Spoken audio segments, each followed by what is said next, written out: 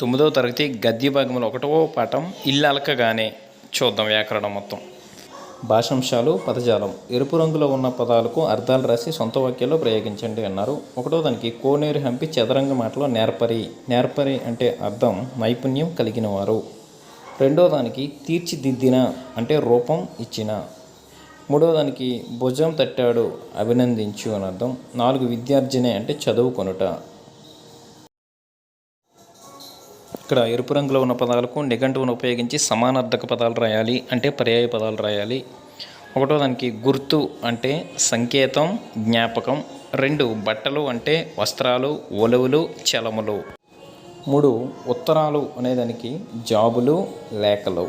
4 తపన అనేదానికి కోరిక, ఆశ. 5 ఇల్లాలు అనేదానికి భార్య, శ్రీమతి, సతి. ఇవి సమానార్థక పదాలు అన్న పర్యాయ పదాలు అన్న ఒకటే. నెక్స్ట్ ప్రకృతి వికృతులను జతపరిచి రాయమని చెప్పారు. ఇక్కడ ప్రకృతి వికృతి చూద్దాం. తీరము దరి, గౌరవం గారవం, ప్రాంతము పానము, భాష బాస, ఆశ్చర్యం అచ్చెరువు. ఇది ప్రకృతి వికృతులు. నెక్స్ట్ సామాన్య వాక్యాలను సంయుక్త వాక్యాలుగా మార్చడం.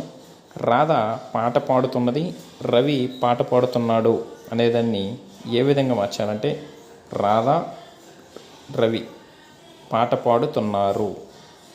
సాందీపుడు గురువు, శ్రీకృష్ణుడు శిష్యుడు.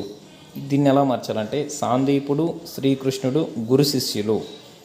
3 రవి బజారుకు వెళ్ళాడు, రఘు బజారుకు వెళ్ళాడు. రవి రఘు బజారుకు వెళ్ళారు. 4 భీముడు వీరుడు, అర్జునుడు వీరుడు. భీముడు అర్జునుడు వీరులు.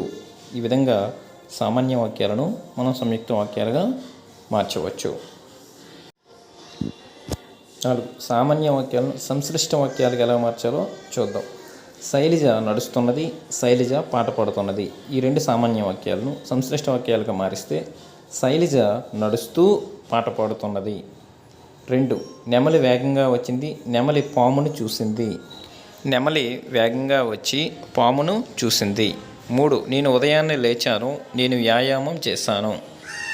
నేను ఉదయాన్నే లేచి వ్యాయామం చేశాను.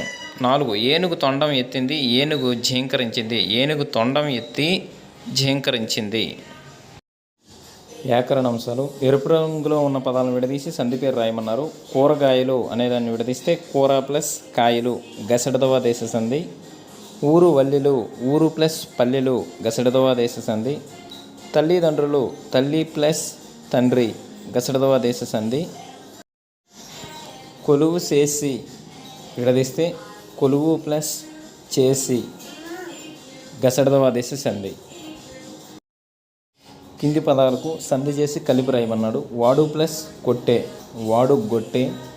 నీవు ప్లస్ డక్కరవి, నీవు డక్కరవి. ఒత్తురు ప్లస్ పోదురు, ఒత్తురు ఓదురు. 4 వారు ప్లస్ చనిరి, వారు సనిరి. తర్వాత కిందని సమాస పదం, విగ్రహవాక్యం, సమాసం పేరు రాయాలి.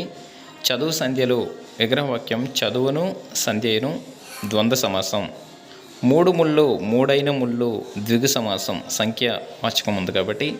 అశాంతి శాంతి లేనిది నహి తత్పురుష సమాసం.